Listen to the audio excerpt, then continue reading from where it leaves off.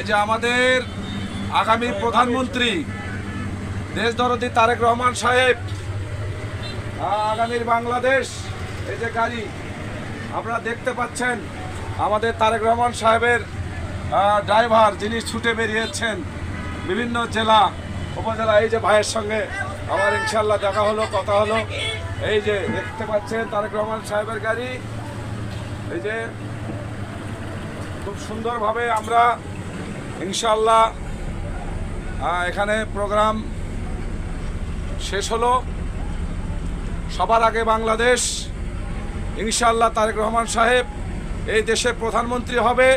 বাংলাদেশের আলেম ওলামা ওনার পক্ষে আছে, বাংলাদেশের সকল বাঙালি স্বাধীনতার পক্ষে আছে। সবার আগে বাংলাদেশ। এতে দেখতে পাচ্ছেন বিরামপুরের প্রোগ্রাম শেষের দিকে লক্ষ লক্ষ জনতা সাড়া দিয়েছে এই প্রোগ্রামে। ইনশাল্লাহ আগামীর বাংলাদেশ, তারেক রহমানের বাংলাদেশ, আগামীর বাংলাদেশ, বিএনপির বাংলাদেশ।